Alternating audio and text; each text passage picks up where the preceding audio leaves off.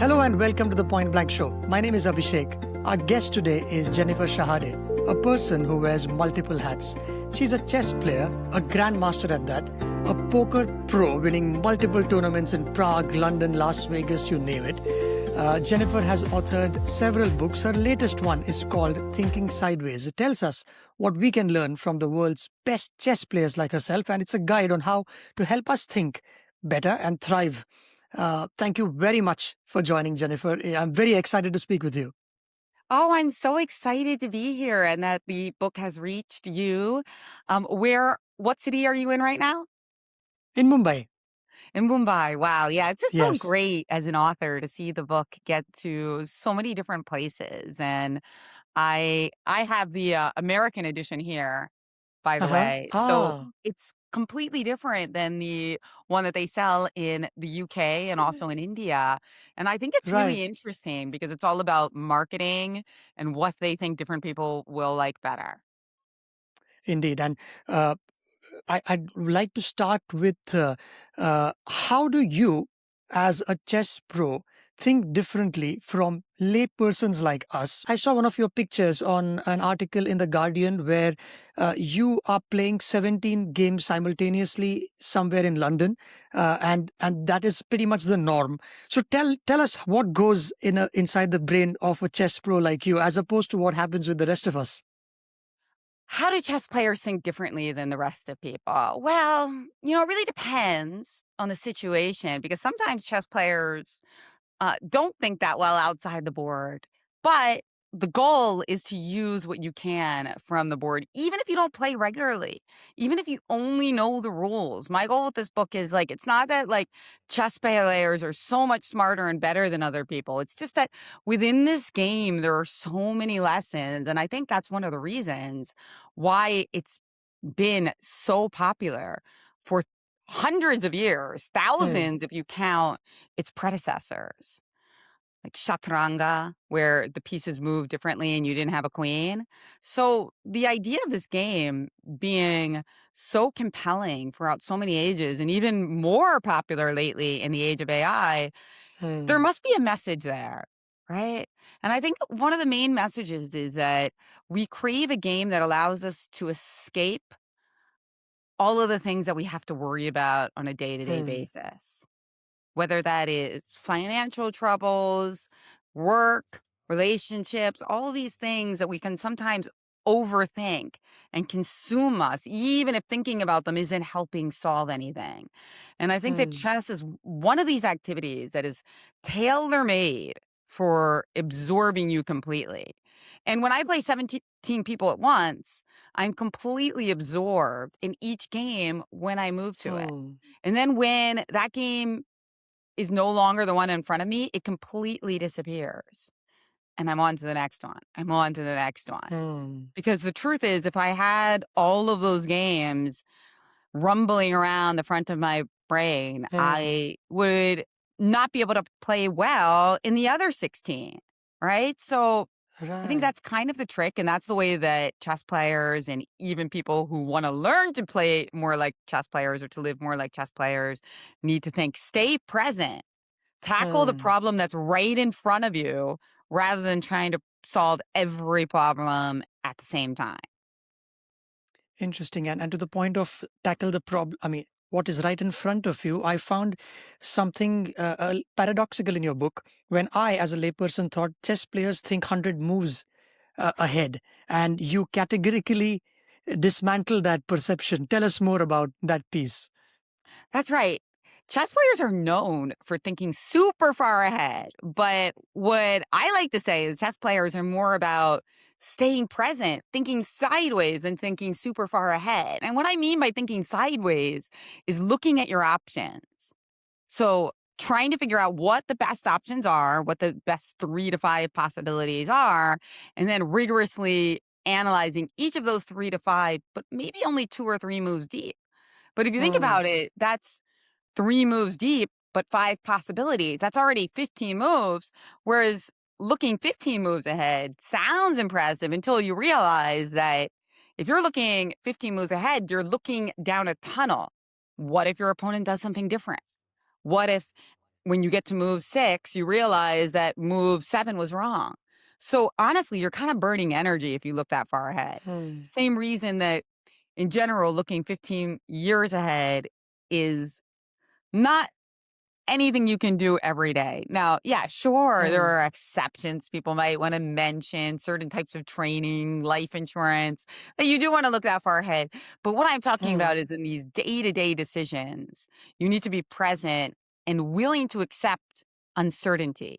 That you don't know what's going to happen 15 moves or Hmm. 15 years ahead. You have to make the best move right now, even if you won't know for sure what's happening on move 5, 10, 15. And how you make it sound easy because you've done this enough number of times on the chessboard. I just wanted to understand when you urge people to think sideways and to be in the present, can you practice this? Because with uncertainties, oftentimes your mind sways towards where that uncertain thought emanates. But in chess, you have to force yourself to focus. How can we do that in normal life? Is there some lesson there that we could pick up from the lives of folks like you? Practice. You need to practice the staying present and the being Hmm. comfortable with uncertainty and with failure. And that's one reason why I think chess is such a great game for all ages, but other games too. This can really occur in games like bridge, like poker, all sorts of games. You can get the sense of comfort knowing that even if you make a move that causes you to lose, it doesn't always mean that your process was wrong. Sometimes Hmm. it just means that you were unlucky. And sometimes it means you need to work on something specific. But you can't get too down on yourself and you can't try to be perfect. As I say in the book, you don't want to let a perfect move be the enemy of a good move. Because as in life, in chess, we are making decisions under time constraints. Hmm. You can't just think forever. And if you do think forever, you're going to lose on time. Time is an element of the game, time's an element of life. There's so many decisions where if we mull it over for too long, the decision will be have made for us. Right. And I think that is something that's difficult for people to accept because they want to Hmm. keep thinking until they're sure they made the right answer. But you don't get that Yeah. certainty in life or in chess. I think one of your recent Instagram posts is says something like that, doesn't it? Where you say that not taking a decision itself is a decision, and that can cost you because you only have so much time. Exactly. Not deciding is a decision indeed. It sure is. Hmm. And this is something I mentioned in the book as well, that chess players who think for too long often make bad moves. Hmm. Long think, wrong think, as we say in chess.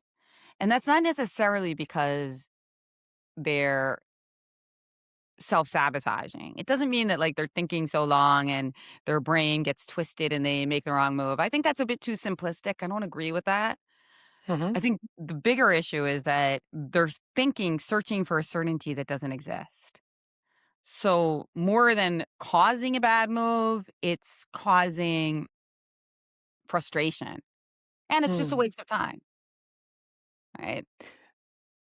And did thinking sideways, if you could define in simple words what it is, and when did you start seeing that inside of you that I've started doing this and it's helped me. Thinking sideways in simple terms is a more rigorous way of thinking outside the box. When you think about thinking Hmm. outside the box, you're thinking of creativity. And that is thinking sideways. It's about seeing different options. But it's also about doing it in a methodical way like chess players do. So you narrow down your options based on the complexity and the importance of the moment. The more time you have, the more important the decision is, the more time you should spend on information gathering, but not too much, because as I said, you have to Hmm. accept that uncertainty is often part of the game. And then you analyze each in turn. And so it's an organized process to think outside the box. That's thinking sideways. Hmm.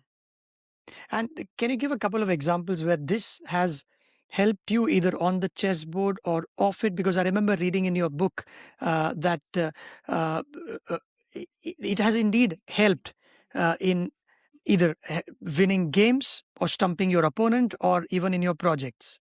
Yeah, absolutely. There's so many ways that it's helped me.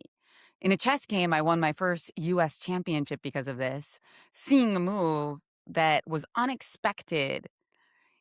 One of these things in chess that often happens at all levels, from beginning to grandmaster, is that we have a line in which we capture our opponent's queen or rook and we expect them to capture back.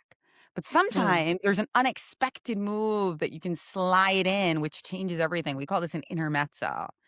And these moves are very game changing at the beginner level, but even at the grandmaster level, even Magnus Carlsen, we see him execute them, even occasionally miss them. Hmm. Vishianon, they are not missing tactics often, but if they miss a tactic, it's often related to the intermezzo because the intermezzo is not a pattern.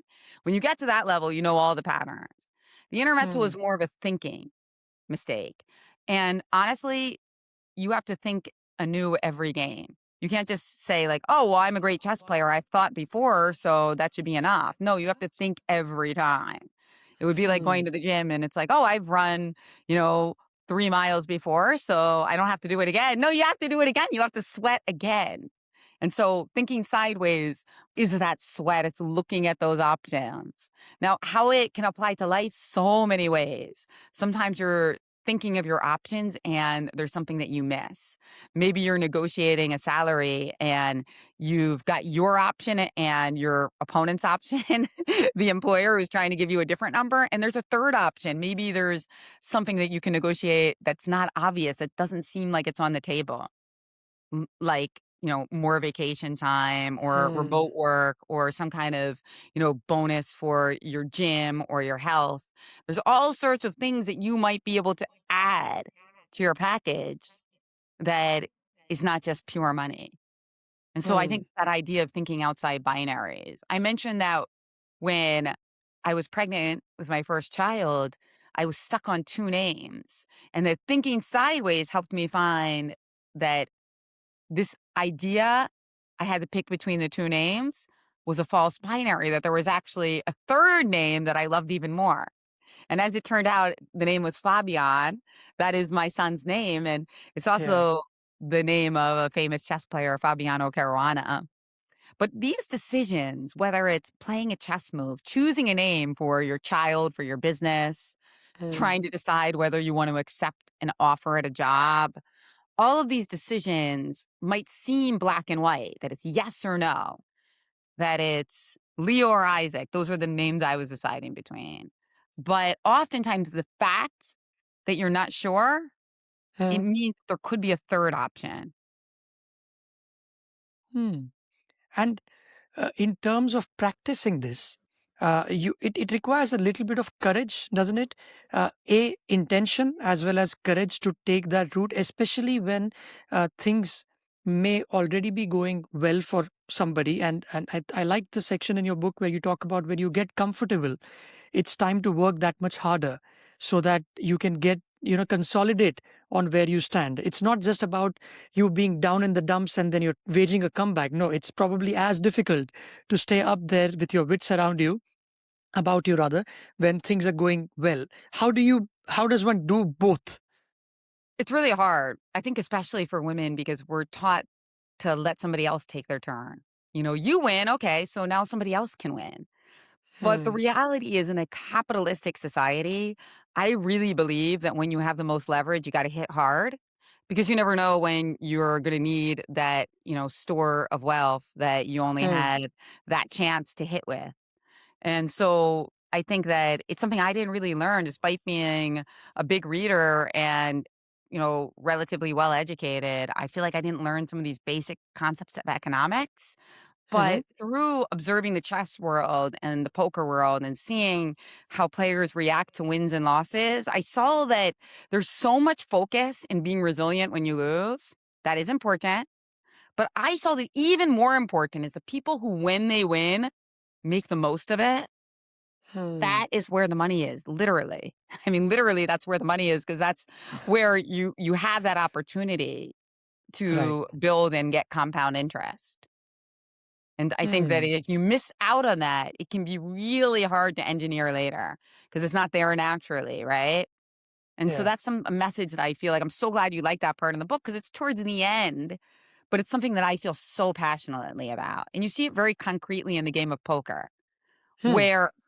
where are you making the most money if you're playing a poker tournament? Well, obviously, when you have a lot of chips, because then you can double your chips if you play well. If you have very small chips, sure, it's important to be resilient, but there's a limit to how much you can win because you don't have a lot that you're working with.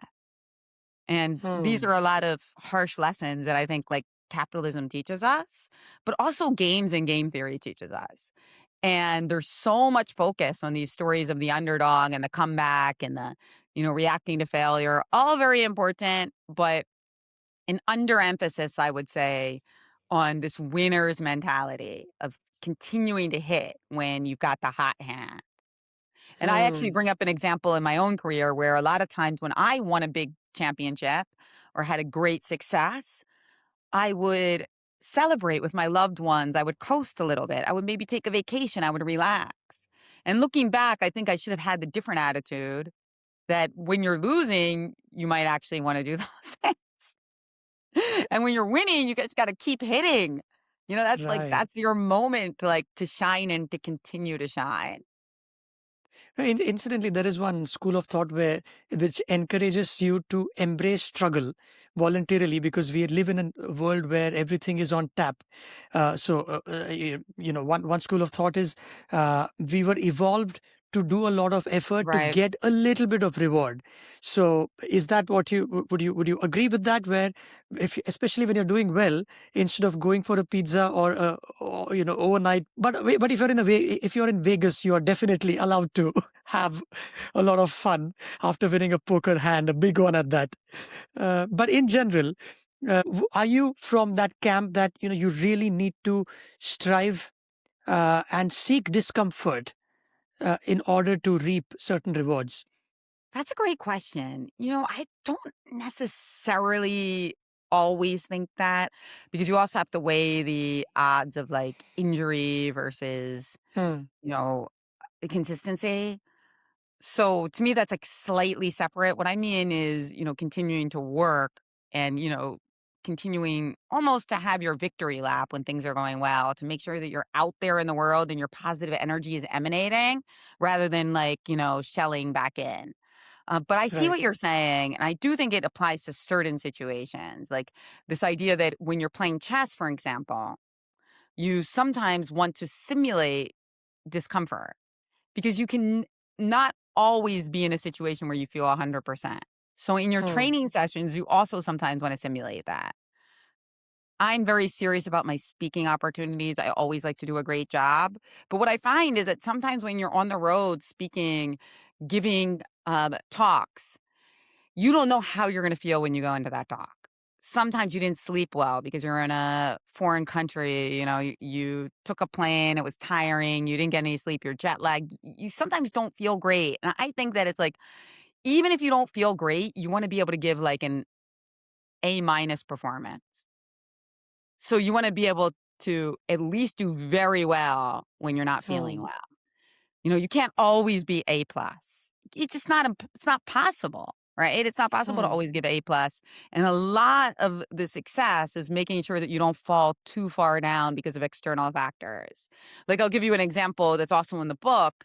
When the world champion Mikhail Botvinnik once had a very bad tournament, he did quite badly in one of the USSR championships, even though he started out well. And part of the reason was that the hall was smoke filled. There was a rock concert next door. It was extremely hot, not well ventilated. But guess what? Everybody was playing under the same conditions. Hmm. So, he still could have done well. And so, what he did in his next training session was he had his trainer blow smoke on him and blasted the music. And yeah, this this is important. You're not going to get those Yeah. perfect conditions to whatever you want, your interviews that are important to you, your speeches. So simulate some of that discomfort so that you can give your A minus game even under pressure. Indeed. And you also write about your experience of preparing for these talks. When you go up on the stage, you want to make sure you have the right pause, nuance, you know the speech memorized to the extent you can. And I think that's how good, performers are known to do, right? Where they know their material so well that they can improvise off the cuff, or good actors can ad lib because they know their core material well. So you can have fun, come back, you can improvise like a good stand-up comic if you know your material well. So there is no substitute for preparation, irrespective of how celebrated you are. In this case, you, where you are a expert on the subject, people come to listen to a grandmaster. But there is a lot of preparation that you can't, you can't just wing it. Then, and that's important. Absolutely. I completely agree. It's preparation is everything. Preparation allows you to improvise. And that's something that a lot of people don't understand. They think that if you Hmm. memorize every word of a speech, or you memorize your chess openings, or you plan out and study all the charts in poker, that you're going to be robotic. That criticism is often levied at people who prepare quite a lot, that they're not going to be able to improvise. But I think it's the opposite. By preparing enables you to relax and improvise when you need to Hmm. bring your performance up to a higher level, or when you're kind of in crisis mode and you need to save the day. And did you discover this over time, or were you wired that way from the beginning? I think I discovered it over time. I think that one of my early experiences playing internationally for the United States and Brazil was one of sheer terror. I was so afraid to play a game. It was my first Hmm. international game, and I was playing against a local who had a number of fans and media surrounding her from the Amazon in Brazil. Very nice woman, and I just felt like I was gonna throw up because of the proverbial Hmm. butterflies in my stomach, and I won a spectacular game. I really played over my level, and so that was a real interesting moment for me because I realized, okay, all these nerves that I had before, they actually were converted into intelligence and energy. So all of my fears that this was going to destroy me and that I was going to fall in front of everyone turned out to be quite the opposite. And this has Hmm. recurred throughout my life, that oftentimes when I feel those butterflies and fear, I actually do really well. So I've come to fear the opposite. Ah. The fear of the lack of fear. Yes, I think many sports people, especially in football, rugby, at least it's a cliche in the movies they've covered it, where they actually throw up before heading out to play under the gaze of millions of spectators at the international stage. Because sometimes butterflies can be good because it will focus your energies. Not having any would mean you probably don't care enough. Would you tend to agree with that?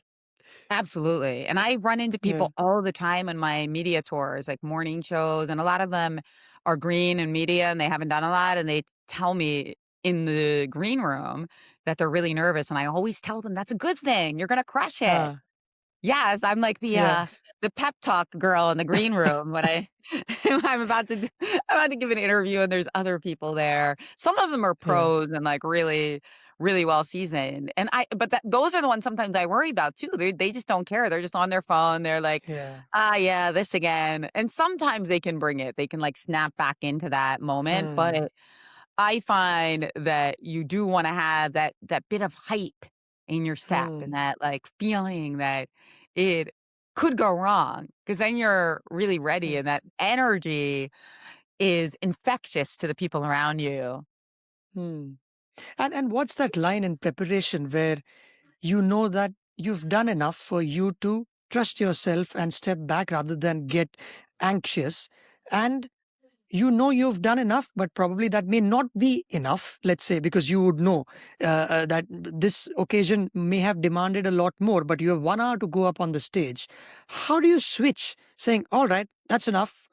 We've got nervous energy inside of me. I'll still go and deliver this, and nobody else needs to know. I'll be confident and do the best that I have with what I have prepared. What's that line? I'm sorry about this long question. How do you know when to stop and go out there and wing it with the preparation that you've had? I think you want to plan that timing in advance to give yourself, a good 10, 15 minutes before you're live. Hmm. And one thing I think is really important is not to talk to negative people or look at your phone where you might get negative feedback or you might just Hmm. see news alerts that you don't like. Sometimes things are happening in the world and they're very Yeah. upsetting. But if you're exposing yourself to that right before you are playing an important game or doing an important event, that can really damage your flow.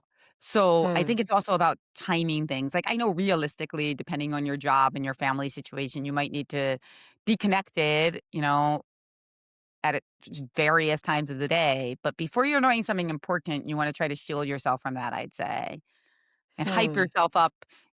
And in general, the type of friends that you talk to before you have a big moment should specifically be people who aren't naysayers. I mean, sometimes Hmm. we just all have friends in our lives and family members who might be on the more negative side. Maybe they're jealous. Maybe that's just their sense of humor. Doesn't mean they're bad people or bad friends, but those are not the types of people you should talk to right before an event. You know, Right. Yeah. you need your And hype spot. yeah, because there is one phrase, isn't it? This cliche of you are a product of your environment is what they say. If you have people around you who mean well, who push themselves, you would also like to imitate that. And the opposite might also be true. How do you manage that at home with your friends? How do you surround yourself with people who and can one uh, work towards that, especially for introverts who may not be very open to go and make new contacts, etc. Is that also part of thinking sideways, where you have to ditch what you're comfortable with? Yeah, and I think you also wanna go with your gut sometimes. People sometimes don't say nasty things to you, but you Hmm. can kind of see under the surface that maybe they're not rooting for you and they're a little negative. Again, I'm not suggesting, oh, you have to cut that person off completely. Sometimes that's not realistic. Maybe they're a Yeah. coworker, maybe they're a family member, but try to protect yourself from them, especially in game time moments. It's funny, I was watching Oprah on one of her podcasts or social media clips, and she was talking about this and how she became so obsessed at some point in her career when she was succeeding to not be around jealous people because she knew how big she could be and wanted to be. Hmm. And one case, it was just a friend who said something seemingly innocuous about how she already had a lot of dresses that looked similar to that, but she could kind of sense by the tone that this person was not rooting for her, that they were already Hmm. like, "Yeah, you have enough dresses." And it's like what I said before. If you wanna be a voice, if you wanna be super successful, there are some industries where you need to just keep going. It's not like, "Oh, you have enough, now it's somebody else's turn to be Oprah." No, Oprah is Oprah. It's her Hmm. turn again and again and again, right? And so that philosophy from someone else who's not doesn't get her and what she needs to Hmm. do was enough for her to say like, "Okay, this is not a real friend. This is not Right. my person." Hmm. And how does, to what extent should we introspect and try and get better? You have a beautiful example in your book of one Mr. Patrick Leonard. Is he a poker champ? Where tell us about how he would prepare and review himself, and it had nothing to do with prize money or victories. Where I think he had a spreadsheet where he would even track small bits, where how what his mood was before a game, what was his pre-game ritual. So that's a legendary amount of wanting to know on a daily basis how you feel, so that you can get better. Right. Patrick Leonard, great poker player, won more online world championships than anyone in the world. He has a system where he wants to judge his process, not just his results. And so he has a separate spreadsheet. He also has many, many students, so he helps them do this as well. And the idea is to track your training regimen, right? So your focus Hmm. level. So you're not all about, well, did you win or did you lose? Not even did you play well or did you play badly? Even that question is not exactly it. It's more, Hmm. were you focused? Did you eat before the game? Did you sleep? Did you study before the game? Because if you put all these things into practice consistently, you will start to play well and the results will come. And so measuring in that method allows you to be Hmm. a winner in more ways, which is important because otherwise it's difficult to kind of continue going. Because if you can't track progress, you get burnout. I think that burnout is a misunderstood concept because to me, it's like burnout is not coming from working too hard. Working too hard can be awesome. Like the problem is when you're working hard and you're not getting results, right? And Hmm. you're seeing no growth. Working hard with no growth is very difficult. And sometimes growth is so slow you can't see it. So what Patrick was doing there is kind of trying to make it visible to his students that okay, you might not Right. have won a bunch of money yet, but are you seeing growth in these other ways? Because that can help you avoid burnout. Hmm. And is that what parents can also do, you think, or teachers or coaches with kids? Where oftentimes I've got a 7-year-old. So when he plays, Aw. yes, and he likes cricket, which is a pretty big game here in India. And when in general, when they come home, the team, the first question they are asked is, "What happened? What was the result? Did you win?" Uh, could that be spun around a little differently based on what you just said? It's less about whether you won the trophy, but did you do things leading up to that? Oh yeah, absolutely. And I've hung out with some elite coaches and very, very successful people. And I noticed that when they go for golf and some family comes back to the house, they don't ask them how they did. They ask them how they played. It's like, how did you Hmm. play? How did you play? And that is a great question. And I think it's about asking that question sometimes rather than always, how did you do? Within reason. I mean, come on. When my son plays a chess tournament, I want to know, did he win or did he lose? I do need to know the Right. information. But it's more than that. It's not only about win or loss. It's about understanding that there are these other things going on. And if they're playing well and they're enjoying it and they're focused, the chances of them playing for longer is higher. And what's the Hmm. number one way that you can guarantee success in a field? Is by being in it for a long time, right? Like if you're playing competitive chess or cricket for a number of years, the chances of you eventually being able to have that breakthrough moment are higher. If you quit, you're not going to get there. So, as Hmm. parents and coaches, I think we need to find ways that people can love the process. And sometimes that requires thinking sideways and creativity because not everybody's the same. Some people might love sparring in chess, actually playing.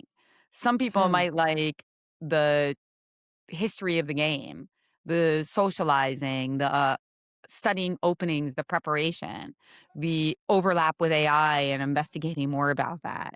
And I think that the more expansive we can be about that process and how we can get people to love it, the longer they will stay in these fields that can benefit them. And to take that reward away from the equation and still be in it for the process itself can be difficult to when you think about it. But I absolutely loved the example that you gave of your son who figured out, who tell us about that, how he cracked a code where he did it for the enjoyment and not for the result. And anybody can do that was my lesson there.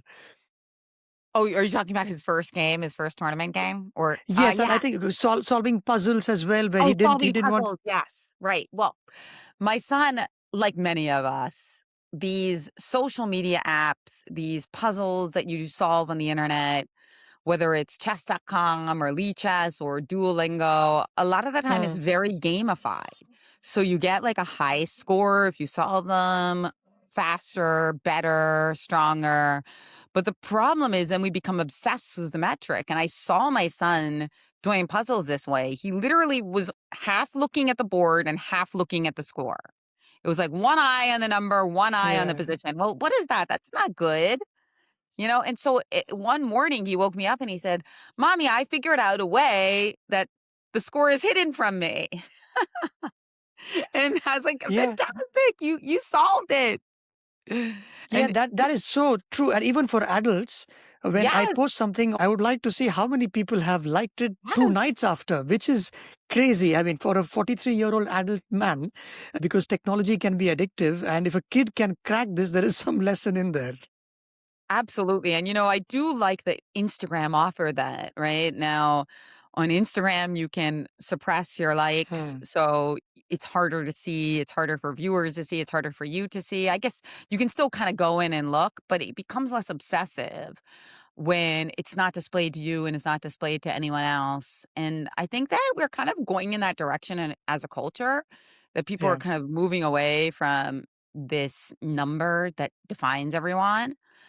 Partly because when something becomes too gamified, it also becomes cheatable, right? Like with Hmm. social media, you have AI, bot farms, all these types of things. And so, what is it if it's not genuine connection and admiration? That's what it's all about.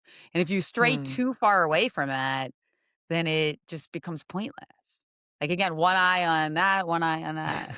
Some point, both Yeah. eyes go to the number, and then what is there? There's nothing. Yes, you forget why you started playing in the first place, and you write about one of your friends, Yancha, I forget, Yenga, where she yes. can, yeah, so she would keep her phone in a different room, or was it Mm, a bathroom, when she would yeah, compete, because even having phone 2 feet away from you might psychologically distract you. exactly. And I do these types of things all the time. I mean, right now we're on Riverside, which I don't think has a great phone app, so it's probably more robust on the desktop. But a lot of times lately, I do my interviews on my phone because the camera's fantastic. If it's a Hmm. video interview, I often do it on my phone. And then also, it automatically nullifies all the notifications on my phone, which can be really useful because if I'm having like an hour long interview, I know that I will never be distracted by that. And usually I have my notifications off anyway.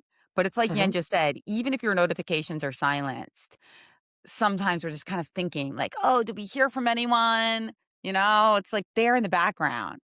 Yeah. Indeed. And after having done everything right, say, and irrespective of what the result is, let's say you do everything in your control, trust the process more than the result. But I like this bit where you say, and I quote, that you need to go out of your way to praise well played failures while critiquing sloppy success. That Yeah. Oh, is yeah. equally important. Yeah. Yeah, especially important for children. Like with my son, I do that a lot. Like if he plays a game well for his level and he lost it, I'll really go out of my way to say like, "Oh, that was a great job where you played this move and that move." And Hmm. if he wins a game that he played awfully in, I also try to focus on that. Like you should have lost this game because Oh, I want him to be able to separate the two in his head as well. I want him to be hmm. most proud of playing well, not of just winning, because I think that that is a healthier attitude for life. Because you can't Yeah. control results in so many cases, but you can control processes. So if you get upset about both, it becomes like not Hmm. happy. Like in poker, for instance, some people get upset when they get unlucky and they get upset when they play bad. Now then you're just miserable too often, come on. Because I mean, you're gonna Ah, get unlucky and you're gonna sometimes mess up. So you have to choose. And I say choose to be hard on yourself when you mess up. Do not be hard on yourself when you get unlucky. I have a lot of clients, and of course I'm a coach of my son, but I have other clients as well. And they tell me about their career failures or their poker hmm. misses, and I always try to emphasize that you did not do anything wrong in this particular situation. You're just going over it again and again in your head because you lost. Hmm. So give yourself some grace. How do you practice detaching the outcome from the process, because there is a lot of emotion involved there. Let's say in a corporate world, somebody wants to do well and that person is not being promoted. He's working hard, and one bad year, and the next year he would expect that result, and he doesn't get it. But one philosophy is you don't expect that result at all and keep working. because working is something that will actually give that result. But if you keep thinking of the result, then it might affect your work itself. How do you get out of that loop? It's hard because there's a couple things that are competing here. On one hand, you want to be confident because confident is really good for success. And you also want to be able to visualize success and affirm that you deserve great things and that even when you're winning, you could win even more. So there's these positivity, which I do believe in. And I Hmm. think it's important. But there's also a sense in which you have to understand that there's also something called toxic positivity that, you know, you can't wish away an illness, right? It can't be like, "Oh, I'm Hmm. gonna be positive and this illness is gonna go away." Unfortunately, like, science and life doesn't work that way. So, I think you have to find a balance there in that being emotionally positive is really important, but intellectually, that's why how I like to separate it. Emotionally, I like to be a super positive person. I think you're gonna win. I'm gonna win. We're all gonna have an amazing life. Things are gonna go fantastic. Like that's my emotional vibe that I always want to give off to my clients, to my friends, to my family. But Hmm. if you ask me intellectually, obviously that's not 100% true. There's lots of things that can go wrong. Not everyone can win. That's the part where you have to kind of like accept that your brain Hmm. and your heart are different and that they're both part of this beautiful humanity that we share and let And each kind of you take its place. Yes, and you give a little. I hate to use the word hack, but there is one I- interesting bit where you talk about the importance of routine, where you say that, and I quote, "Create a routine to snap yourself back into focus if you lose it." Can you give a couple of examples of how you do it in your daily life, off the board, on the board as well? One way that I do it is if I have something that's bothering me and it's obsessively circling my head, getting me out of the flow state, sometimes I think it's really useful to write it down because Hmm. that can be a way of like flushing it out. Uh, for instance, I played a poker hand horribly, but I'm still in the tournament. Well, I can go to the break and write it down with a pen and a paper and say, like, okay, this is something I'm going to deal with later. Right now, the game is still in play, so I can't obsess over this. And same thing, I think, in life. You know, I make a horrible mistake in a talk, Hmm. or I realize that I posted an article with a massive error. I made a typo in my book, all these types of things. You know, it's just, I really think it's about not letting it obsessively circle in your head so that you're still Hmm. able to stay present and be effective. And part of that is by accepting it, noting it, and thinking of a time to deal with it. But it's not now. And when you write that down, it's more like you've had a discussion with yourself, rather than you know mulling over it. Is that how the psychology works, especially in today's age where people use an iPhone or typing it out? It Writing things down in an analog way has not gone out of fashion. That's something that you recommend then, because writing would take that dialogue with yourself, and you keep it, you store it, and you can revisit it later then. Absolutely. Absolutely. And then I also just think finding the right level of problem to allow Hmm. yourself to get back into this flow state. In chess, it's actually pretty easy because chess is kind of tailor made for focus and getting you into the flow state. So you can always just like snap back into it by looking at the chessboard and looking at some variation. Hmm. In life, it can be more difficult, but it's also about finding something interesting that breaks your brain from like the circling obsessively over something that you can't control. Often it's just about thinking about something besides yourself. I think it's like a lot of Hmm. these issues come from self-referential, like thinking about ourselves and our problems, which are of course very important. But as soon as you start thinking about someone else, it becomes so interesting because they're a whole nother Hmm. universe. So in poker, maybe I'm looking at somebody in the table and I'm wondering, who is this person? What do they want? What were they thinking about before the tournament? What are they going to do after the tournament? So Hmm. those questions become quite interesting as opposed to me saying, Jen, you're so stupid. Why did you make that play? Like, that's not Hmm. interesting. That's just like a circle, circle, circle, Yeah. circle. Try to get out of that circle by thinking about something that is interesting. Do they, by the way, since you talked about poker, and I have never been to any of these events, does your opponent at that level intimidate, use any intimidating techniques? How do they, you know, say unsavory things?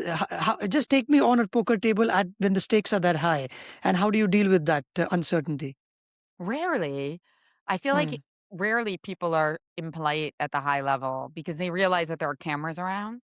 Huh. Sometimes they can be inadvertently impolite, but usually they're not gonna, like, be super rude or curse at you or anything like that, and Hmm. honestly, people are often very nice to me. Sometimes it's actually the opposite, that times when I need to focus, people are chattering with me, and I kind of find it fun as a distraction, but then sometimes it becomes too much. This can happen to many Hmm. of us, like at work, small talk, gossip can be really fun and could be a way to make Hmm. friends, but if it becomes too frequent, it can break your flow. Hmm. So it's always a tough balance. Like, you don't want to necessarily be seen as a person that nobody wants to make small talk with. You don't want to be super aloof, but you also don't want to be broken from your concentration all day, right? And I think Right. one way And to do that is to kind of signal with your body language, to try to get hmm. better at signaling people. Like in poker, I'm lucky because of all my experience with chess. It's very easy for me to give a face where it's like obvious that I'm thinking. And so Hmm. people usually respect that. Like, I can try to do it on the Hmm. phone with you. Yeah. And then the other time when I'm friendly, it's also very obvious because 'cause I've got, like, a very Yeah. open face, you know? And Right. so that's harder for people who aren't as expressive as me, but I feel like they can also try to use their body language to, at least for people who are paying attention and respectful, who can kind of Hmm. read the signal, do you wanna talk to people, or are you kinda trying to reach your flow state? Now, if you can actually communicate it to people directly, that's fantastic. Like, I'm trying to work in some flow, even with email responders. Sometimes I get emails from people that say, I'm doing deep work today, so I might not reply till tomorrow. I mean, if your Hmm. work lets you do that, that's fantastic. And some Yeah. employees are negotiating with their workplaces to say, we want meetings on Mondays and Fridays, and we want to try to Tuesday through Thursday for there to be emergency meetings, but for most of it to be devoted to these projects and deep work, which I think makes so much Hmm. sense. Yeah, because the joke is that we do more meetings than we work. A last couple of questions. I know we are almost running out of time. One of the aspects that you touch about in the book is what the end goal is. Now you've given a lot of methods, like getting into routine, a flow state, handwritten notes, how to deal with kids. But in the end, you also write about what you urge your readers to write down what success actually means, like, rather than simply looking at your neighbor and saying that person is earning so much, I'd like to do more. But that may not be success in your book. Why is that important, and can you help decode that piece? Why is it important for us to write that down, saying it's not $1 million in the bank, that may not be success for you, that may be success for somebody else. So knowing what you are gunning for is a good starting point. Otherwise you'll be miserable. Yeah. Also, as you get older, I feel like people become surprisingly interested in their contributions and their legacy. And that often Hmm. comes from changing the game, not just winning at the game.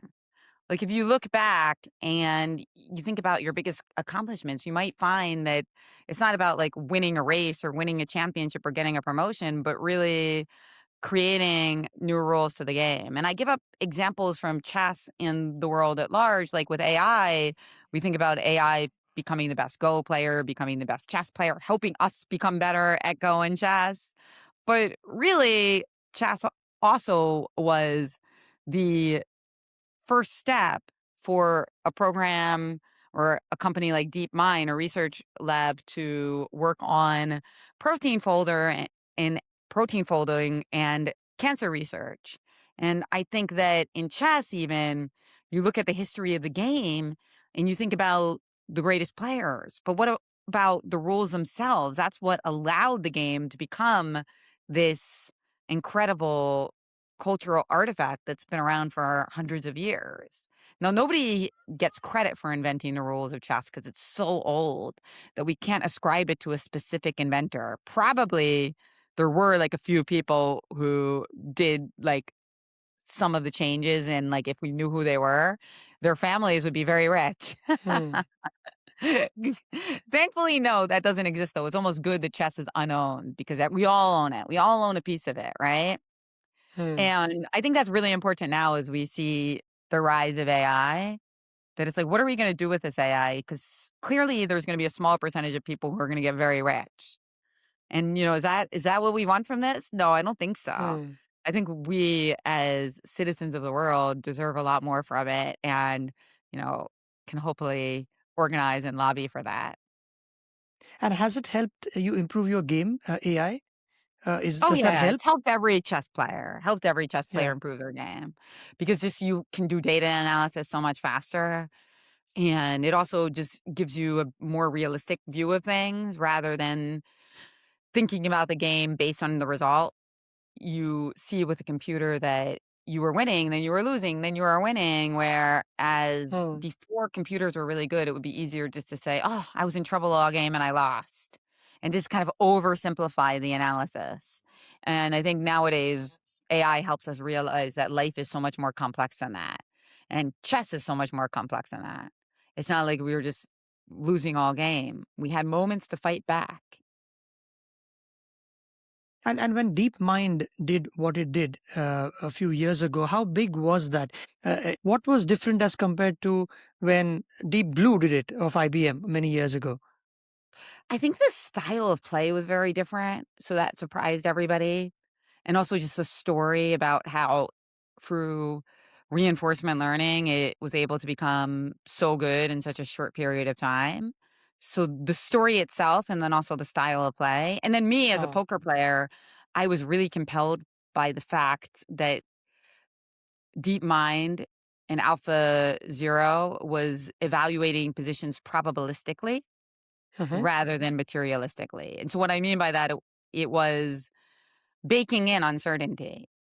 So instead of brute force analysis, assigning each position a number of pawns, which is the way that the old school engines still operate and did operate. So you would say, oh, you're up one pawn here in this variation, you're up two pawns. And pawns was just like a proxy for strength.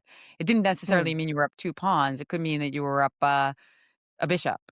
But nonetheless, that was the old school way. But the new school way with Lila Zero as well, and also Alpha Zero, as developed by DeepMind, was to say, what is the percentage chance that you'll win if you play this move? What is the percentage chance Hmm. that you win if you play that move?